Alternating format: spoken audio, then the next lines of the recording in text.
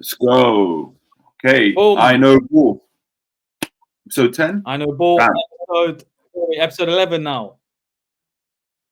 10, 11, whatever it is, man. Anyways, we're speaking on it now. Got you, man. It's all good. Nah, it's been an eventful week, man, in the Premier League and football and everything like that. But first of all, I know United had the big win on Sunday. It was a really good win. I love that win as well, man. Just the way we performed, the way we actually just showed resilience as well. Like, I wasn't scared of City that much after about the 60th minute. I just knew we could get at these guys, and we actually just won it with Ahmad.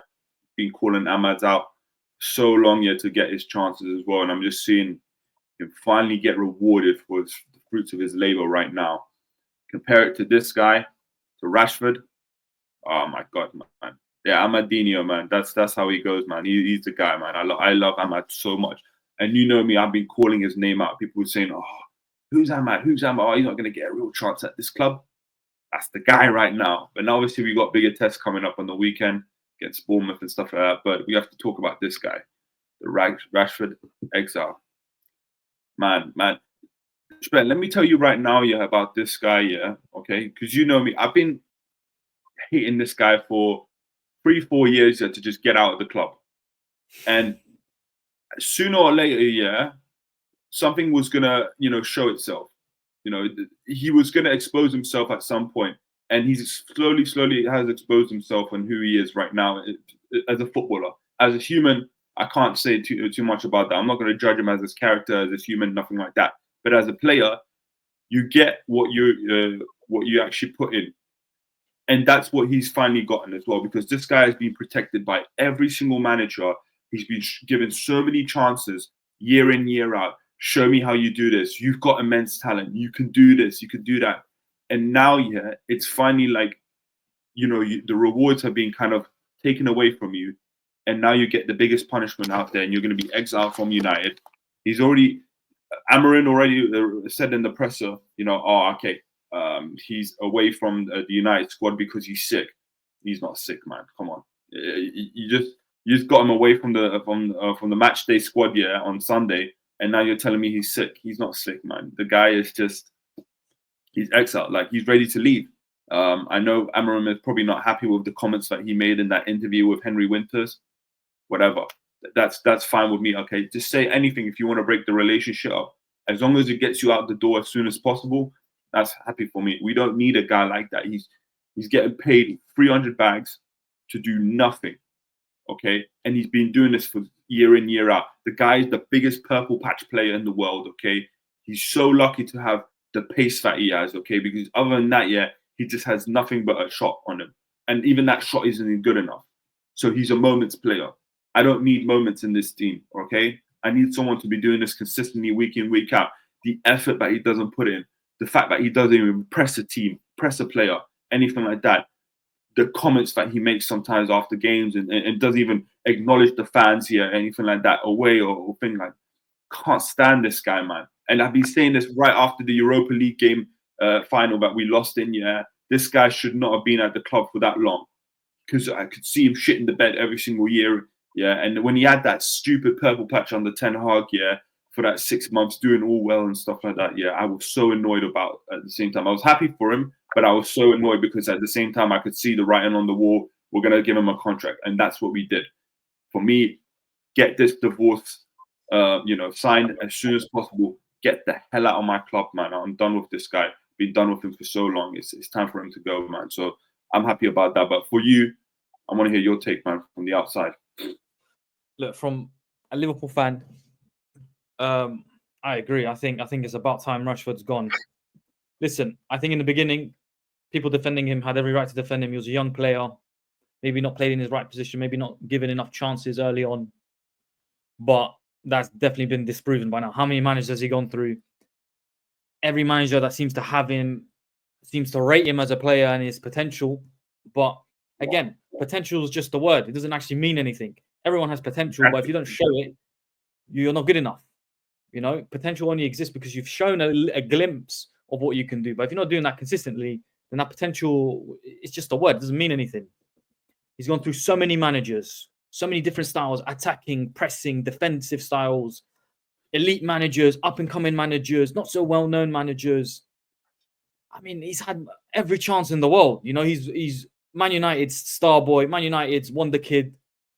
Everyone's tried to help him out. He's always had a chance. He leaks stories. He causes problems in the dressing rooms. Doesn't seem to put much effort on the pitch, despite being in the prime of his career. You know, when he was young, he's young. You can always excuse a young player, right? And he was. And he's also been treated quite unfairly in the media in the past. But that aside, and that's not the problem right now. The problem is he just doesn't seem to care.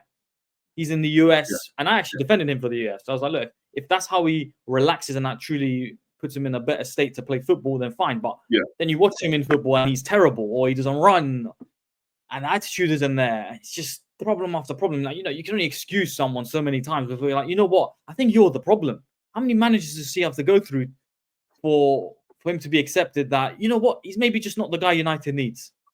And I've said this in the past, not just this season, seasons ago. I think he's too cushy at United. He gets an insane week wage, gets paid a stupid amount of money for a player that should be performing for United every game. On the money he's on, he should be performing like Harry Kane did at Spurs.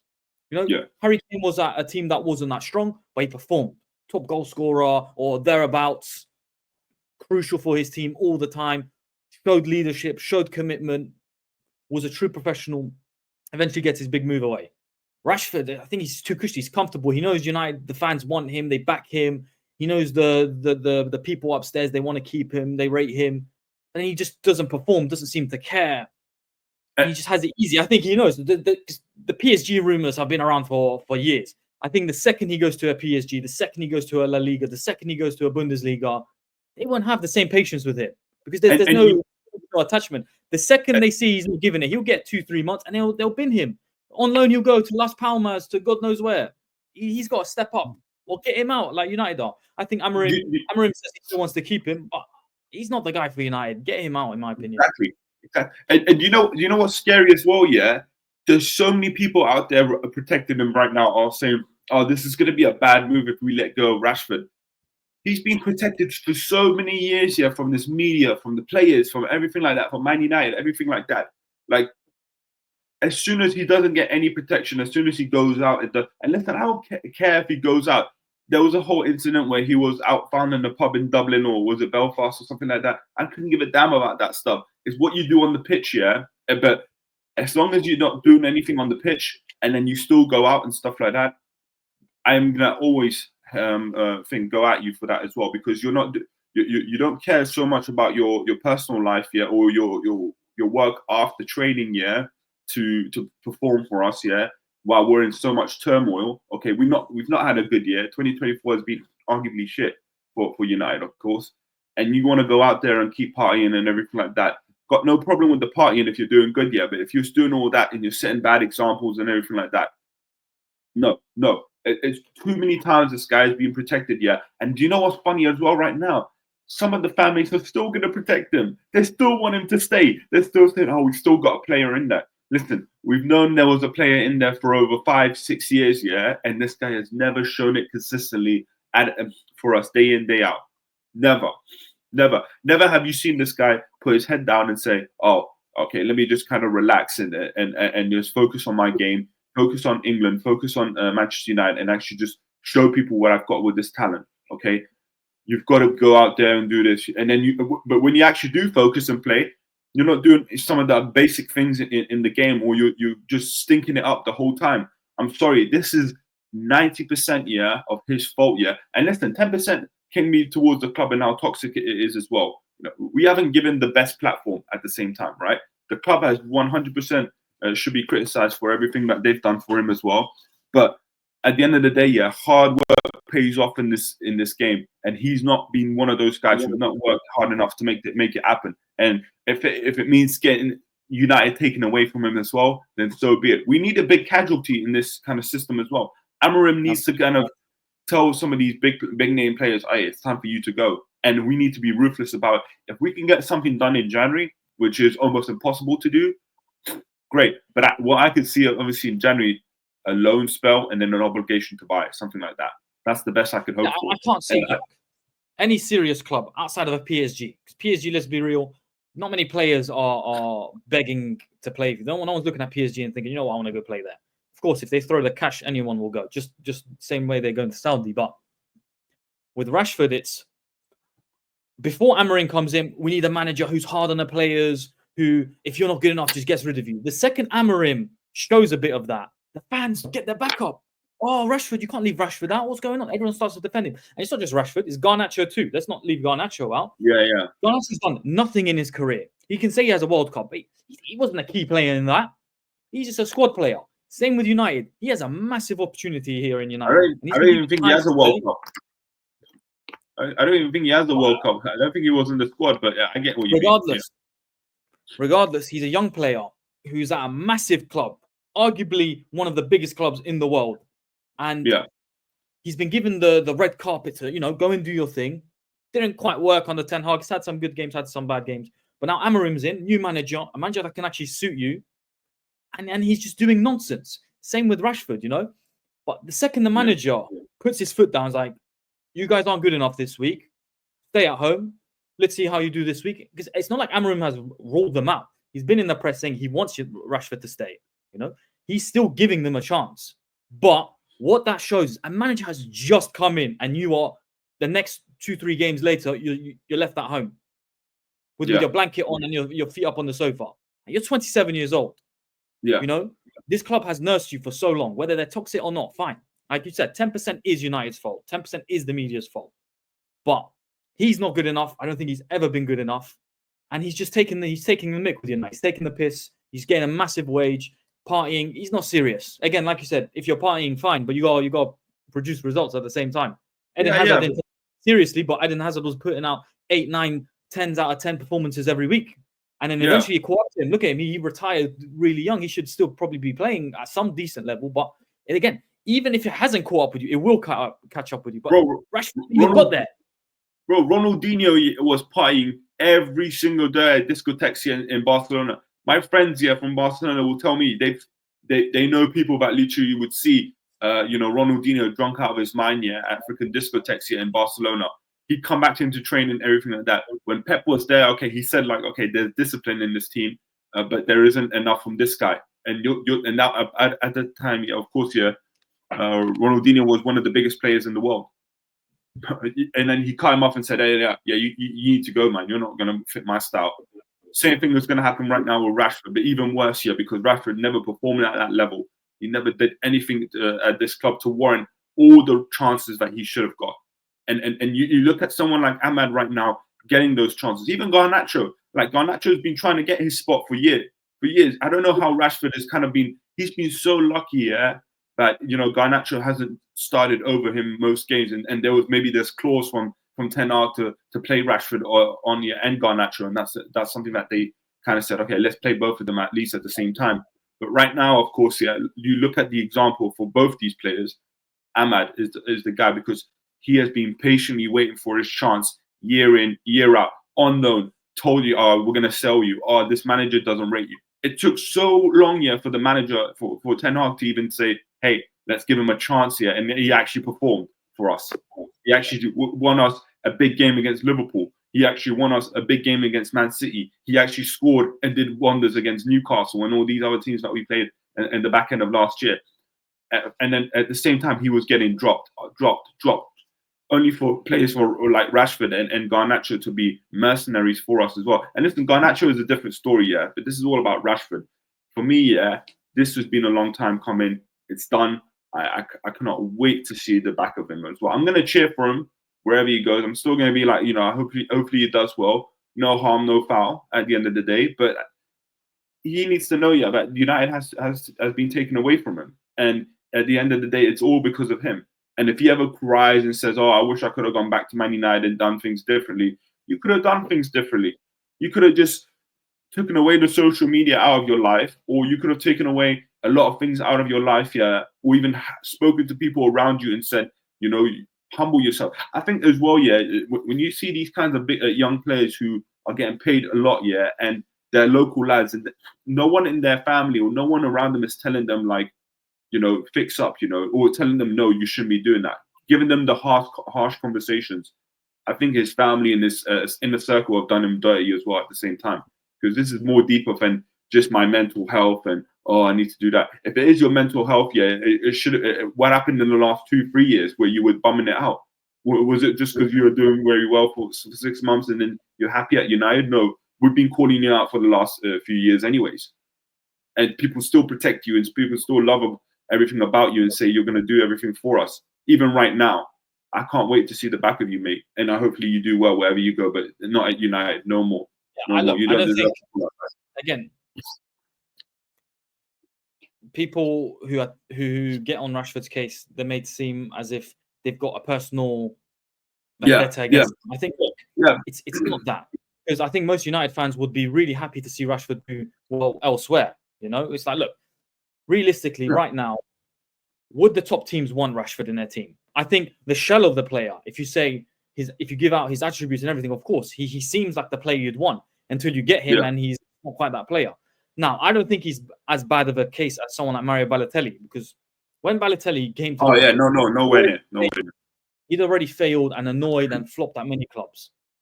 But I love the fact that we signed him. When we signed him, I was so excited. I was like, there's a real player in here. We saw him against Germany in the Euros. We've seen him for City when he wants to. Mario Balotelli was phenomenal when he wanted to be. Yeah. The problem is, he was another one of these players where potential was thrown around. Potential. He showed moments, but when the consistency isn't there, there's just no need. You're just going to be waiting forever. You know, that player will never come. That player you think where he's going to get 15 goals a season and contribute to the team and push and work hard. Basically what Ahmad is doing right now. Ahmad sat on the bench, waited, was never really given much of a chance, despite performing when he did get given a chance. Yeah. Now Amorim's really given him the platform, and he's showing he is United's bright spark right now.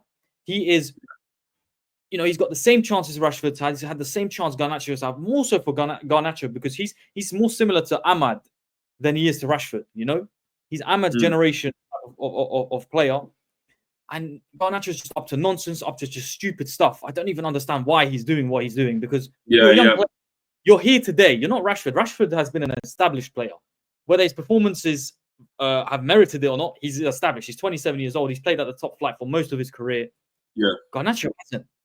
If you disappear from United, you go off to a mid-table team. From there, you get loaned off to a lower end. No one knows you in 2 seasons. You can be forgotten completely. Look at Januzaj. Januzaj was the big player for United. Shipped him off. Yeah, trust me. You tell me what Januzaj plays today. Yeah. You know? I don't remember. I think that's insane for what he's doing. Rashford needs the move. I don't know why he doesn't want the move. I get the money and the lifestyle, and he's brought up in Manchester and all these. Why? If he actually cares about football, why would you not want to move somewhere? Clearly, you can't make it happen at United. You need to go somewhere and reignite your career, because he's too good of a player. He's shown he can be that player. But look, he's been dropped from the national team. He's now about to get dropped from the club. Amorim will have some patience, I believe. But come the end of the season, I think he's just going to say, look, you can keep him around if you want to. I'm not using him. Yeah.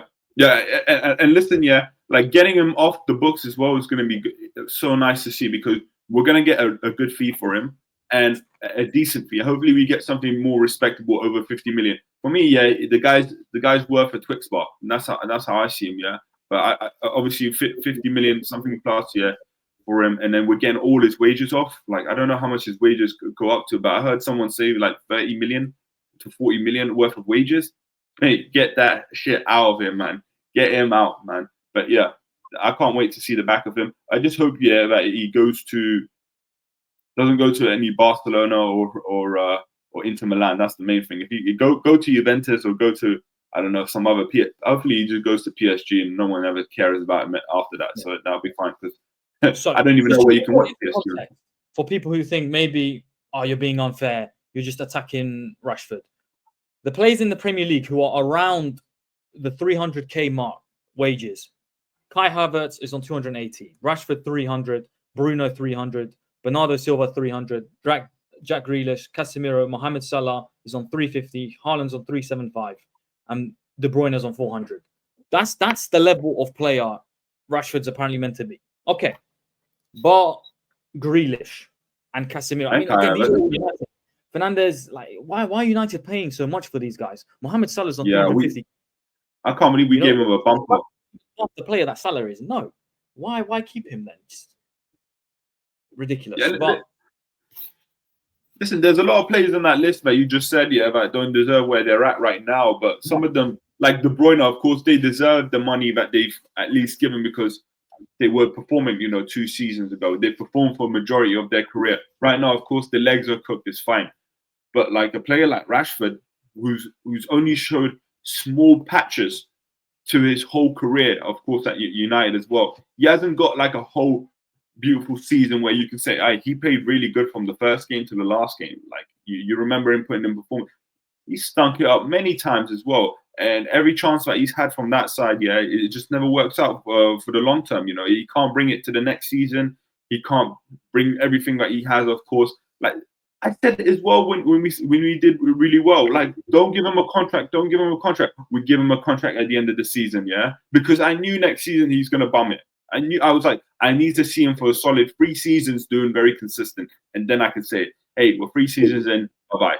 That's it. And I'm so happy with Amarim, the way he's been ruthless around that. But again, with Garnacho, that's a different story now that we have to obviously dissect as well. But I think one thing I'll tell you about Garnacho, I think he's been humbled, man. That guy is like, hey, listen, I'm a boy in this game right now. Like, things can get taken away from you very fast as well, because you're not starting, obviously, for Argentina. No one in Argentina kind of rates you like that, of course. So, and now you want to. He is nobody. He hasn't done anything yet. He's nobody, yeah. Yeah, and you need to understand that as well. To play for United, a weak United team. You are not anybody yet to be doing. Not that anyone should be doing the silly things he's doing, but regardless, United have Bournemouth next. How do you see it going? Let's see, man. Listen, Bournemouth are a really good team. They're always, they're up there, right? They're like top 7, top 8, something like that. Really good squad. I love their manager. I said since I'd rather have Iraola ahead of a lot of other managers. I even would have taken Iraola ahead of Amarim at the time. But obviously, I'm really happy with Amarim right now. But that's how much I rate that manager and his squad as well. Like, he just got runners, he's got pace, he's got strength all across the menu. Like, these lot are just going to counter-attack us. I hope United win 2-1. But I can easily see it being at 2-1 for Bournemouth as well. But I'm going to go for 2-1 United in that game because I feel like whatever happens against Tottenham and whatever happens in the past as well, but we just have so much good momentum going up with our team at home as well. Like, I don't think we've conceded even home or away yet past the 75th minute. So we're very hard to break down as a team. Like, other than individual mistakes, that will cost us. But I feel against Bournemouth, we can definitely get something done with that. So I'm going to say 2-1 in that game for us. I think United are coming off a big win, but United have also shown they can win big and then lose the next. Yeah. I mean, look, despite Bournemouth playing well, I don't think they can win against United, especially away from home. I think, 2-1 win for United. I don't think it's going to be the most amazing football. I think, look, Amarim is still building this team. It's going to need time, but I think he'll get the job done against Bournemouth. I hope so, man. It's a tough one. This is like probably the toughest game that we have until we play Liverpool. Oh, actually, we play Liverpool very soon, anyways. But the Bournemouth are no joke, man. So, yeah, but that goes on to Tottenham v Liverpool, man. Hey, listen. Yeah, Liverpool drew their last game. Listen, people, I knew this would happen. I've said this in the previous shows. As soon as Liverpool drop points, Liverpool can drop points. This league is not done yet. People will pile on, immediately write us off and say, oh, look, see, they weren't that good anyway. For a team that played with 10 men for that long, they were amazing, Liverpool. They looked phenomenal. Yeah. Against a good team. And we've seen how good they are because Arsenal played them and they didn't do so well, did they? Yeah. Fulham are good, man. They're resilient. Fulham are a strong team this year. They've got a lot of players with a chip on their shoulder who've been at big clubs, haven't been able to quite make it happen, but now are proving themselves at Fulham. They have a good manager. Listen, Liverpool are going to drop points throughout the season. The main thing is we're not losing. And it's still a big hole for teams to capitalize on. We can drop points, but they have to go like Arsenal. You have to go and win the next one and then win more after that. It's not as simple as we drop points. Okay, we're back in. Not really. when we drop points, you have to win, and you have to win more than that. I think it still shows we are definitely the strongest team running. We're still looking good. Look, we're going to have blips in the season. Every team has this. Fans are too fickle. Fans are too reactionary. This doesn't surprise me that we've had some results like this, but to do as good as we did with 10 men against a really good team at the moment, I think shows a lot about Liverpool's character and the spirit Arne Slot has instilled in this squad. What's the Premier League table saying? Let me just check it out. Okay, 36 points for Liverpool. Chelsea 34. Ooh, it's tight. But see, the week that you lot missed the Merseyside derby. Yeah. But the game with the Merseyside derby, it almost feels like people like you lot lost that game. And it was like you lot didn't even play it, but like that's how the fans are taking it right now because the gap is so small. But it feels like that game has been done and over. Now on the screen looks as if it's 2 points. Now, obviously, just because you have a game in hand, we have 3 points that just haven't dropped in yet. We have to go and win those games. But you again, want points on the board. Yeah. Chelsea is the team that's flying at the moment as well. But again, people kind of expecting the wheels to fall off at some point. I think, let's see. The jury's still out on Chelsea. It's too much of a drastic change from the last few seasons to now to know where they're really going to lie. Again, we're 15 games in. Like I've been saying with Liverpool, we've barely played. It's not even not halfway through the season yet. I mean, we're approaching that now, but let's see. I think Liverpool versus Tottenham. Tottenham have been good against the big teams. I think Liverpool do have mistakes in them. That's what worries me. But I think Tottenham, one, they're Spursy. Two, I think they're too leaky. I think a team like Liverpool can punish, especially with the way Salah's playing. I think Liverpool should beat Spurs, but I think it'll be one of our toughest games this season for sure. You know what? Yeah, I think you lot will crush Spurs. First of all, I feel you lot are just in such a good momentum, right? Like there's so much high energy. Even when you lot are drawing games, obviously the Newcastle game was a blip, right, where you lot drew 3-3, but that's fine. Like you happen to have that, but this is where confidence kind of comes along, or with the season and playing all these games. Because when you're just winning, right, you go into every game feeling confident about this. Tottenham, they go up and down with these stages. You don't know if they're going to turn up or they're going to actually do well. And I don't think they have the players for that, man. Have you seen their squad and how many players they're missing out? Like they're missing at least 11 players, and they have Man United today as well, which is crazy. I know we're doing this by the way before the United game, which is why I was speaking in.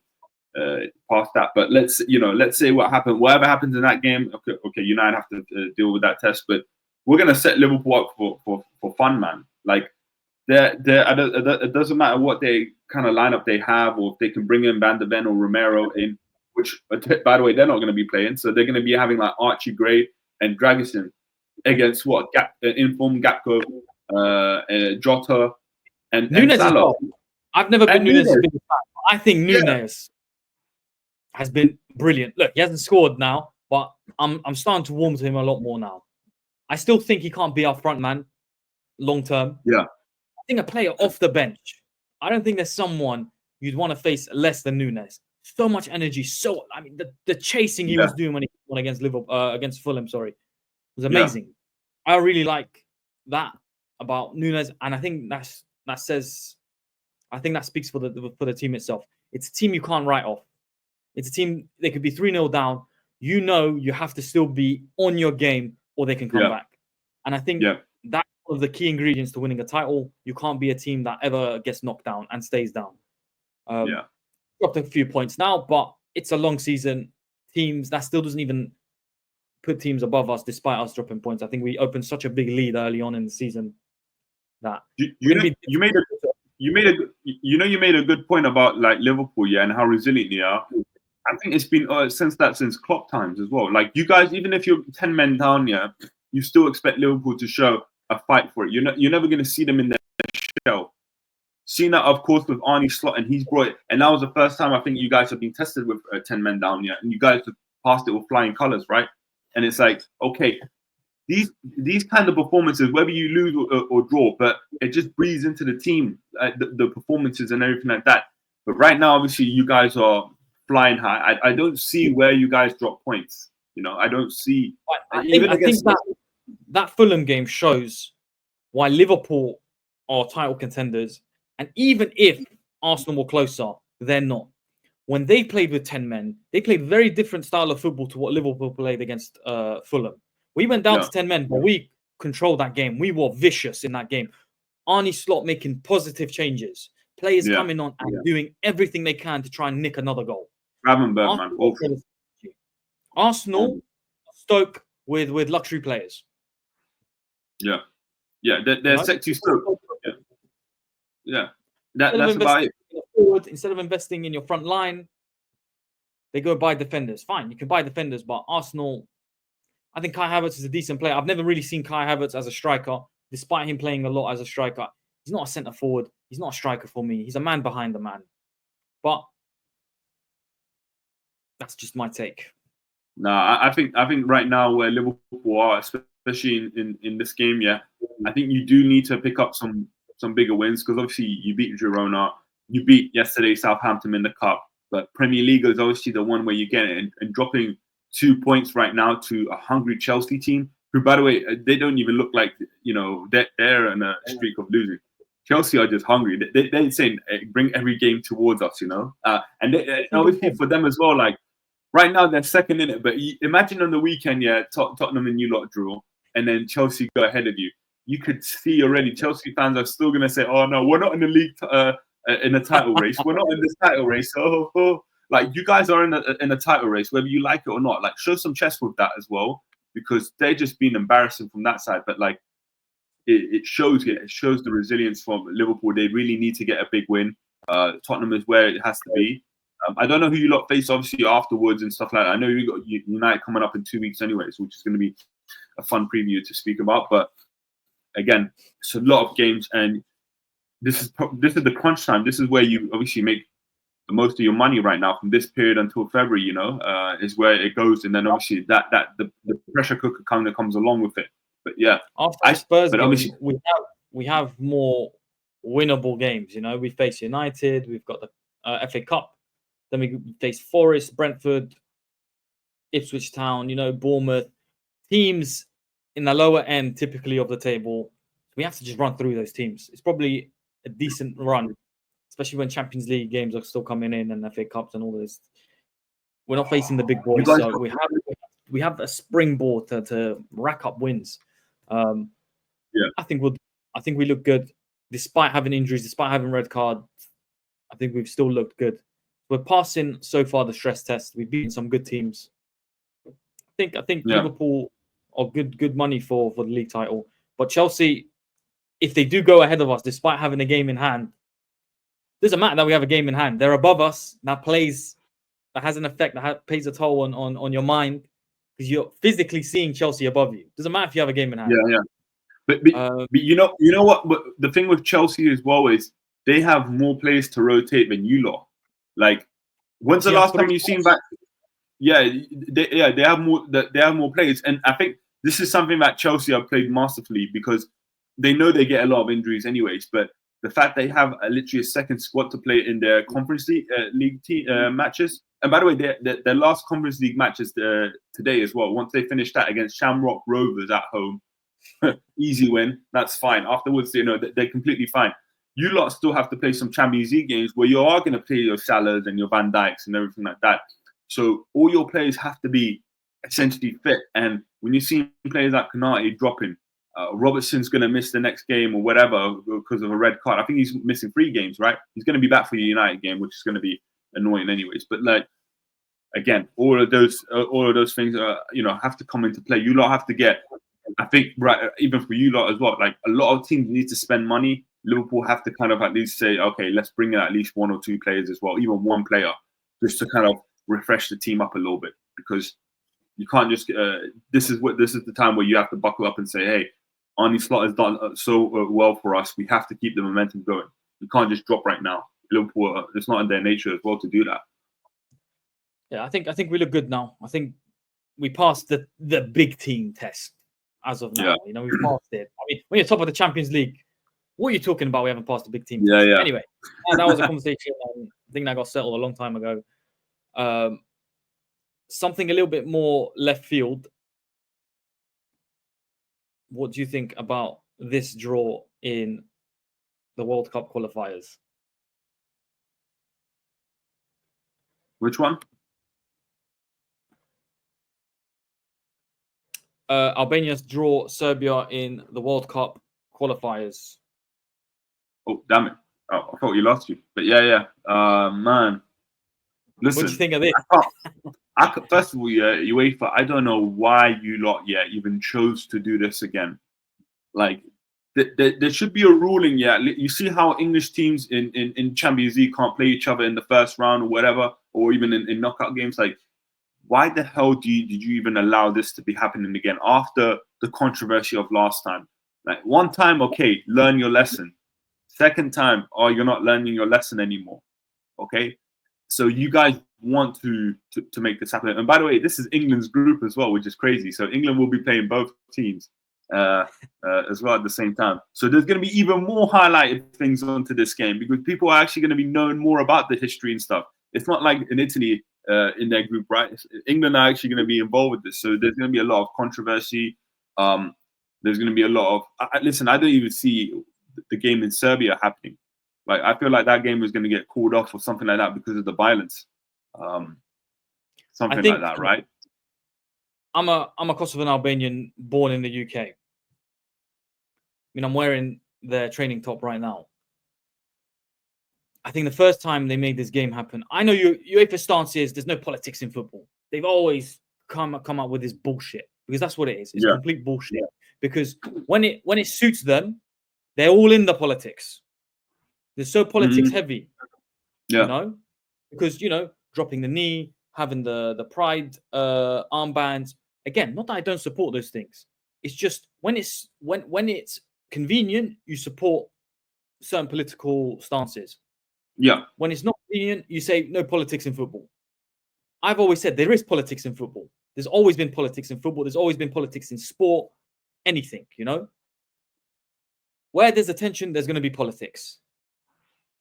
My view is, like you said, in the Champions League, there are certain rules, regulations where English team can't be drawn in the same group as another English team, or French team can't be drawn as the same group as French team. Yeah. Why can't you do a scenario like that for teams that come from countries with extremely high? This is not just a mild ethnic tension, extremely high tensions. Right now, even right now. Speaking about it right now, things are happening. You wouldn't allow Palestine's football team to draw the Israeli football team, would you? Would be ridiculous. I understand the situation is not as far gone as that. Right now, no. But there are still high emotions, still high tensions, things politically happening right now. How can you allow this game to be drawn?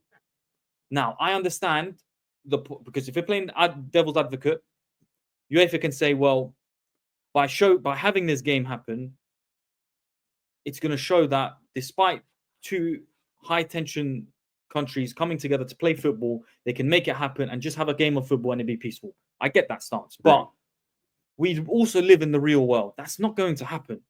We've seen the memes online. We've seen the Twitter posts. We've seen the fan reaction. I don't, for the sake of a game of football, I just don't think it's worth it. Exactly.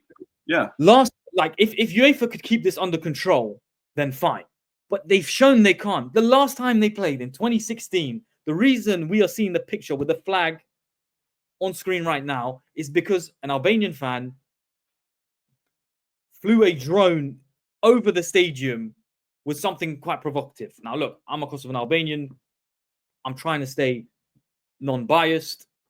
That happened with UEFA watching.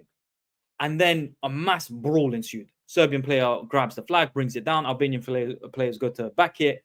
They start fighting. You have Serbian fans entering the pitch, entering the field of play, throwing chairs, bottles, God knows what, fighting with players. The Albanian captain, Alexander, has a Serbian fan in a headlock punching him.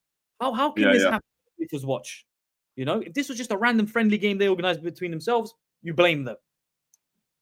But what else do you think is going to happen? You're going to put more police, and what's the point? Because you're going to hear racist chants from the Serbian fans, and to be fair, you'll hear the same from Albanian fans. I'm Albanian, and I will admit it. That will happen in that game. The Euro showed Yeah. that the fans are not well behaved. The fans will not do a good job of staying calm. They won't, because you're going to attract all the worst of those fans.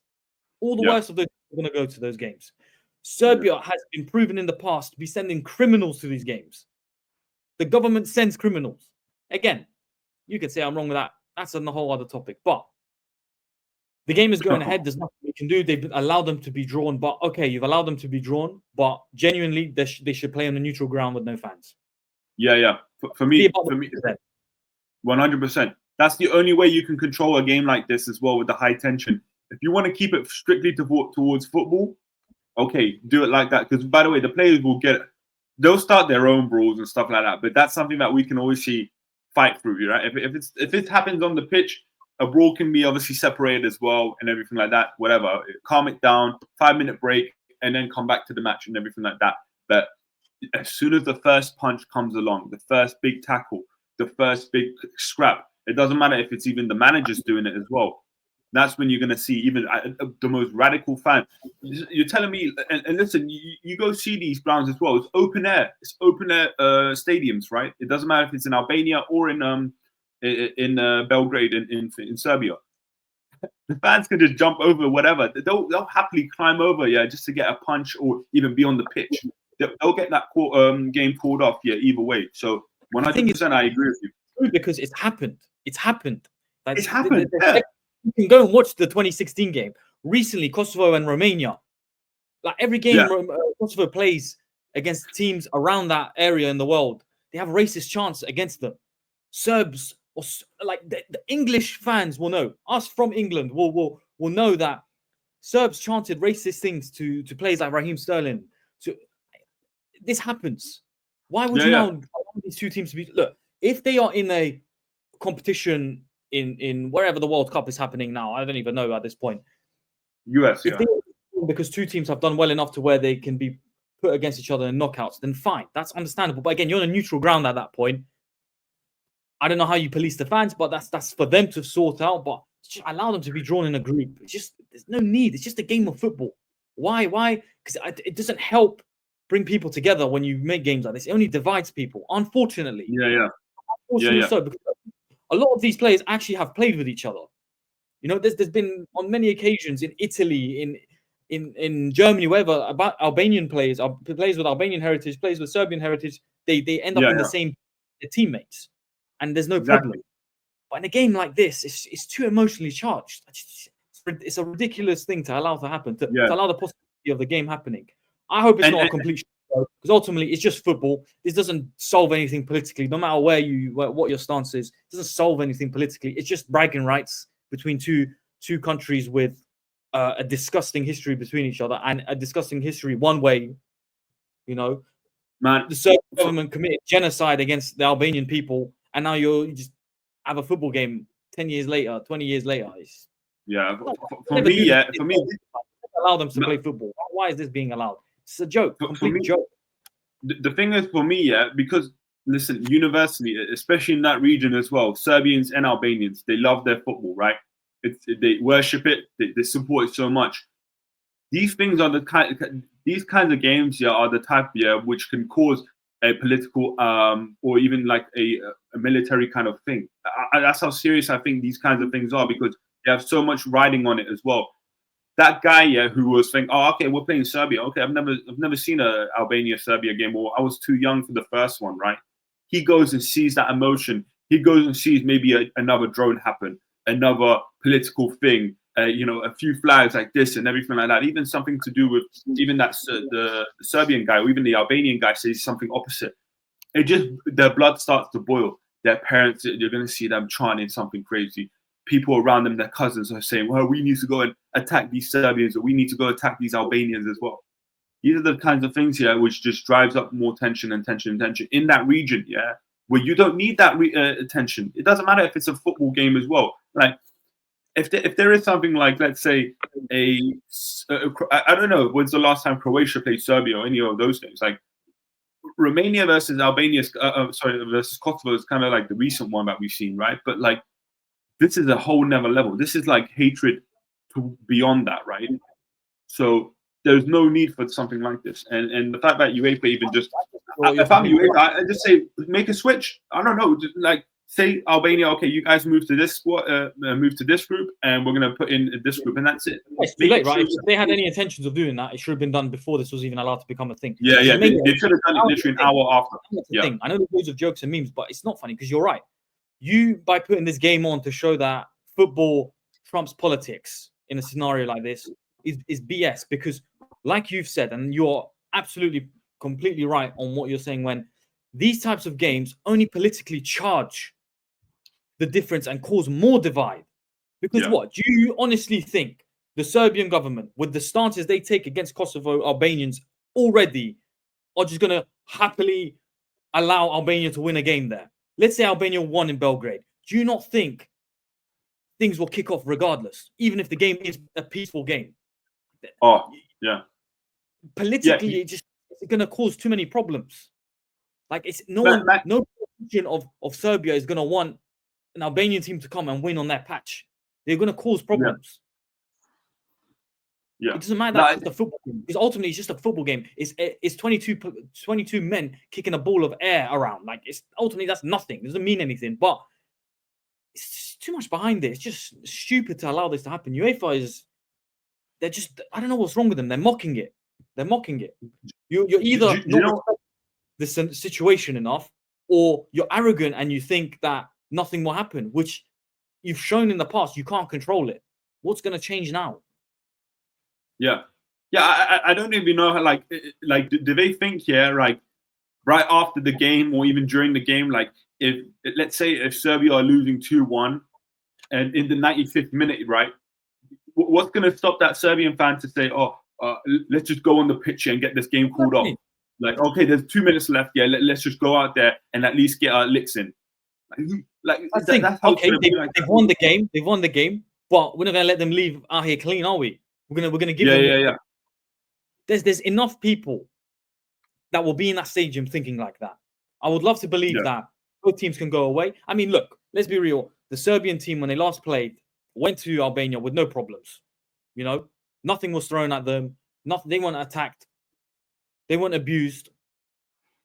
So it is a more one-sided thing. Regardless, you can say I'm biased. Fine, say I'm biased. But Serb fans, I've said this repeatedly, a certain fraction of the Serbian fans cause too much trouble. They have racist chants. They're abusive. They threaten players. It's just not. It's proven itself time and time again, whether Albanians are involved or not. The English team has gone there. Countless teams have gone there and faced racial abuse or some form of other abuse. It's not a safe place to play football. I don't know why UEFA is allowing this. And when inevitably something does go wrong, don't start talking about sanctions and everything. You allow the game to happen. Like, don't act like you're controlling things. It's too late now. It's too late. And all you've done is cause more of a divide. And you know what? And then you know what UEFA should do as well. Yeah, like listen, if Albanian fans are gonna set something bad and start attacking the Serbians and do something crazy, hand over the win to Serbia. Hand them 3 points. Same thing in Belgrade. If the Belgrade fans in Serbia start attacking the Albanian players, give the win to Albania, because that's the only way you can sort. You can't just say, like they did, of course, with Romania, Kosovo, just hand the points over to Romania, right? You can't do something like that. Again, the away team in both sides here are going to be affected the most. You know, whether it's the Serbians going to stadium chanting racist slurs for 90 plus minutes and then award the team a win again. Like you're just proving that it's okay to be racist. It's okay to cause divide. When this is against, this is what football supposedly is against. Number one, be realistic. You can't have this game. Don't play them. If they draw each other in the knockouts, then fine. Like you can't avoid that. If you both want to compete, that is going to be a possibility. But realistically, neither of these teams are good enough to where they go deep in competitions. But let's see. I hope it's not a complete shit show. I know people get excited and want a bit of divide and they want to win and get one over the rivals, but it's not good for anyone if we're being real. It's not good for football. It's not good politically. People shouldn't hate each other like this. But let's see. Let's see. My hopes are not high in this game. I think it's going to be an absolute shit show. I hope I'm proven wrong. June 7th, I'm gonna be there, man. I don't care about the politics in this one. I'm gonna be there. I can't wait for shit houses. Obviously, I have my alliances as well, yeah. But The still Bet love. 365 app open. Yeah. 59 red cards. You're putting it in. You're walking home with some of this. Yes, let's go, man. Let's go. 7th. By the way, 7th of July is the Albania. That's when Albania are at home. So they're going to be at home in the first game. Home first. And Look, then Albania, historically, when they have played Serbia at home, it's not actually been that much of a problem at all. I don't think they've ever had problems of racial slurs or anything like that. I think the Euros was the first time the Albanian fans actually caused an issue. And I didn't like that, to be honest. I'm like, look, if there are countries or groups of fans that are chanting racist slurs or just outright promoting genocide, don't follow their steps. Don't be like them, you know? Yeah. If that's how they are, there's nothing you can do to control that. But don't join in. I personally didn't like it as an Albanian myself. I didn't like it. And I think they were rightfully banned. I think players should be banned. I think fans should be not allowed to go to stadiums. FA should be sanctioned and banned or whatever. Because it doesn't belong in our sport. But yeah, let's hope it's different. You know? Jokes aside, it's not a good thing for this to happen. Our two groups of people have to eventually get on, otherwise things will never change. But let's see. Maybe this is a first step towards that. I highly doubt it, but let's see. It's gonna be a madness, man. I cannot wait for those games. So obviously we have so much football before that, but oh my god, bro, the media and the tension, yeah. And by the way, you know, the Euros is gonna be sorry, not the Euros, the Club World Cup is gonna be starting. And I don't think anyone will start giving a shit about that Club World Cup. Everyone was gonna be talk about the Club World Cup. I know it was never in our agenda, but they really need to put some more emphasis around the Club World Cup, because one is no one ever knows it's happening until it's the final and one of the English teams are in it or whatever. No one ever pays attention to that. Either let's make it a serious thing, or let's just scrap it, man. It's just stupid. One day you just come on and then someone's got a badge on their shirt. And you're like, well, why is that badge there? Oh yeah, they won the Club World Cup. No one pays attention. To it. I've never watched it. You know, Real Madrid won it yesterday. I didn't even know they played it.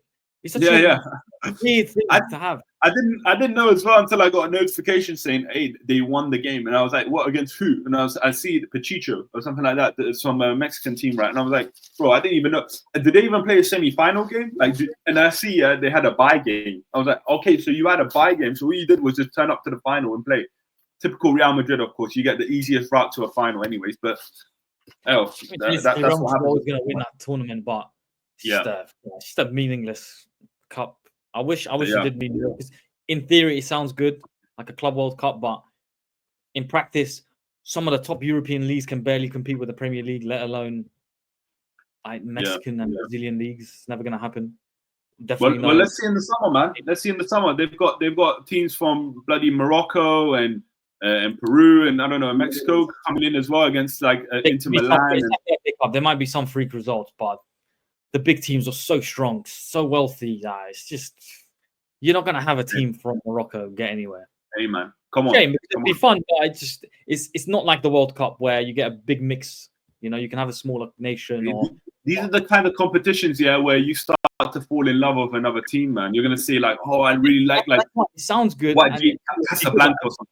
Yeah, if like a team from Morocco, a team from, I don't know, Mexico went far and beat a Man City or whatever, it would be amazing, but not realistic, is it? Yeah. Anyways, that's another topic for another day, man. But it's been a good show, man. Cover in today's show? Not really, man. Not really. I couldn't be asked. I mean, Arsenal, they already beat yesterday Palace. They got Palace on the weekend. Go away, man. Just go away. Oh, no one's predicting Arsenal. No one wants to watch Tony Pulis ball. 5 years into the project, you're playing Stoke football. What I said it, man. I said it as well. You heard it from me first. Episode 1, Arian said, "Get Arteta out." Get that bum out. That's the only video on TikTok we posted that people have actually really commented on. Yeah. And they all attacked him on it. He's proven right. You owe him his flowers. Get him out. Get that guy out. Or even keep him for now, because it's just going to make me happy and make me right as well. And I'm going to say, I told you so to you pussy holes. But that's fine. And that's another thing. But anyways, what about Tottenham and Liverpool, man? I'm going to say Liverpool 3-0. 3-0 Liverpool. 3-1. I think Spurs will definitely score against us. I'm going with a 3-2 Liverpool win. And he's Wow. on the ropes. He plays good against the big teams sometimes. Oh, I feel line, like- mate.